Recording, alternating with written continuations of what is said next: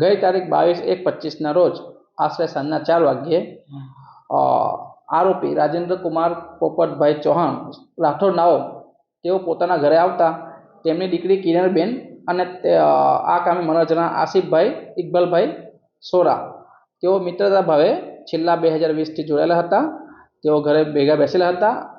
એ દરમિયાન આ કામના આરોપી ઘરે આવી જતા એમને સાથે બેસેલા જોઈ જતા એમને નહીં ગમ્યું અને ગુસ્સામાં આવી એમના ઘરમાં પડેલું ચપ્પુ લઈ આ કામે મરનાર જનાર આસિફભાઈ ઇકબાલભાઈને એમના ડાબા પગે છરીનો ઘા મારી દીધો અને એમાં મરનાર જનારનું મોત થયેલું છે.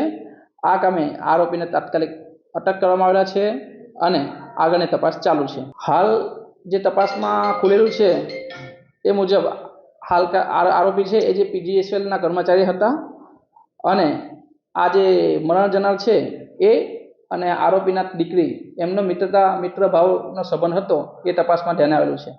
તપાસ દરમિયાન એ ખ્યાલ આવેલું છે કે આ કામના જે કિરણબેન છે એ ઉપલેટા ખાતે સાસરે ગયેલા હતા. ત્યાંથી છેલ્લે 2020થી લોકો સંબંધમાં હતા. હા, તેમના રેલનગર ખાતેના ઘરે ભેગા મળ્યા હતા એ દરમિયાન આ ઘટના બનેલી છે.